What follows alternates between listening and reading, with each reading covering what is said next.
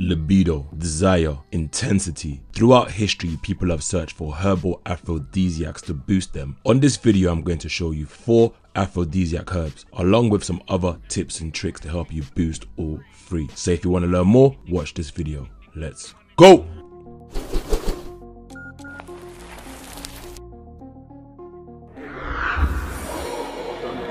Last week, a lot of people were tweeting about certain pills.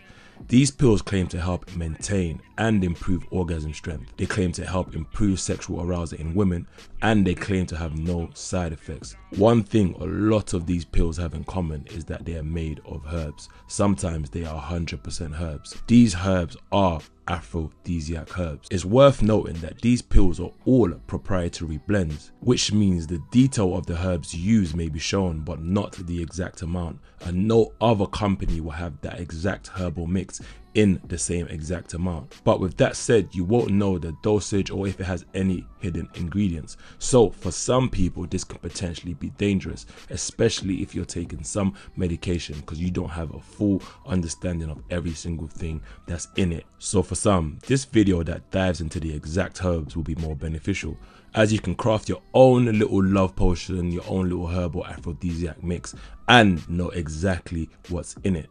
But first, what is an aphrodisiac? Aphrodisiacs, named after the Greek goddess of love, Aphrodite, is a food, drink, or any other substance that stimulates sexual desire. Aphrodisiacs can be classed into 3 types. The first is those that increase libido or sexual desire. The second is potency, and that is the ability to carry out and consummate sexual intercourse. For men, that might be the strength of your erections, and for women, that might be your lubrication. And the third act of aphrodisiacs is sexual pleasure, and that's the intensifying of the act, how intense it is. Fun fact, cannabis was used in ancient India from the 7th century onwards as an aid to sexual pleasure and enlightenment, but it's said it wasn't smoked, it was used in a drink called bang.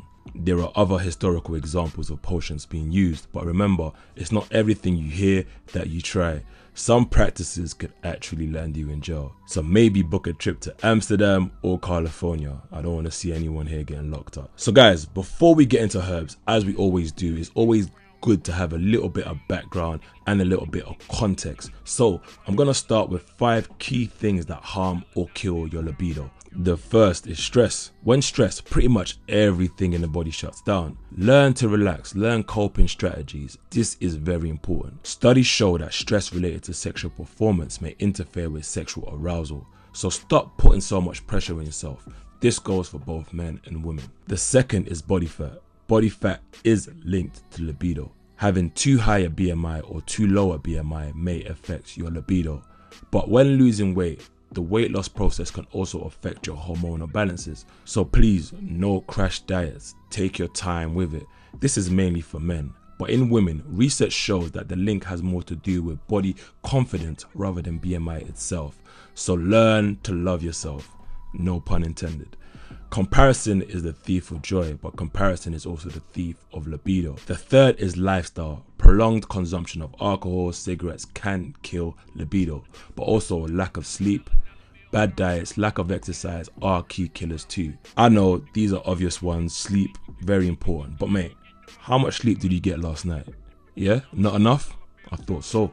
The fourth is low confidence and low self-esteem. This is an important one for everyone. Instead of focusing on what could go wrong, instead of focusing on your flaws, I know it's not easy, but try shifting that energy into enjoying and focusing on the moment. If you focus and enjoy the moment, it could help. The fifth thing I'll discuss is nutrients. Deficiencies can literally kill your libido.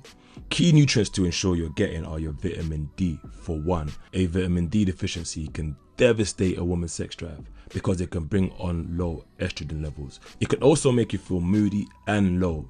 For men, low vitamin D means low testosterone, and that equals low libido. I'll leave the vitamin D3 supplement I use in the description if anybody wants to learn a little bit more. Other nutrients to ensure you're getting are your vitamin A, your vitamin E, your thiamine, your niacin.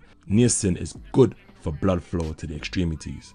Also your zinc and your omega-3 fatty acids. To be honest guys, anything that makes you more happier, more confident, more full of life will act as an aphrodisiac. So that is worth bearing in mind. Always work on yourself as much as possible. As my boy says to me all the time, he's like, bro, P, you got to stay on your purpose. So guys, you got to stay on your purpose, and it will always translate. I put out a vote and asked you guys how you want me to structure this video. A majority of you guys said you want me to have both herbs for men and women in the same video.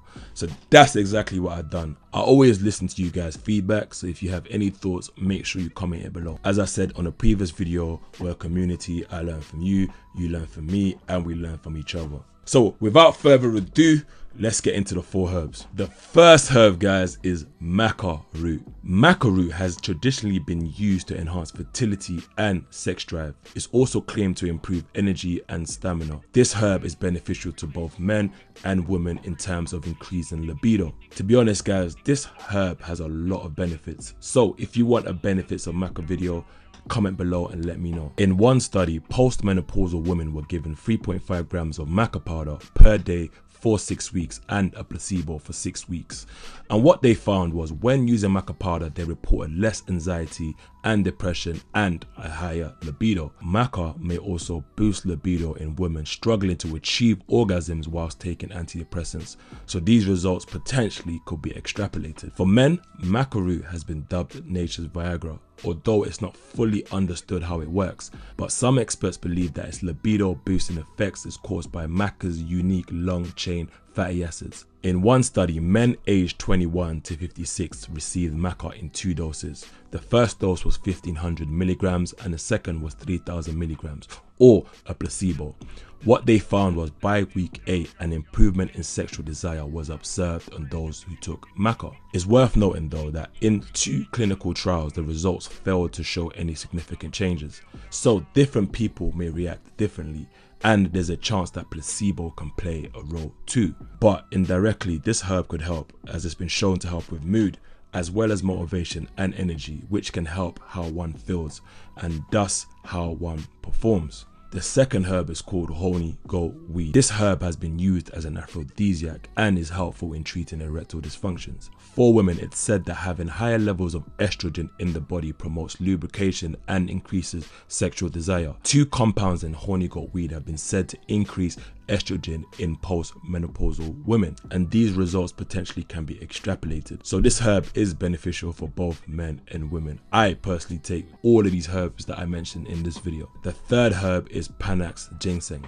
Preliminary studies show that it may help with erectile dysfunction in men. One of the reasons for this is ginseng is shown to help with nitric oxide release for men. Nitric oxide is important for blood flow, helping the penis relax and thus for blood to rush in.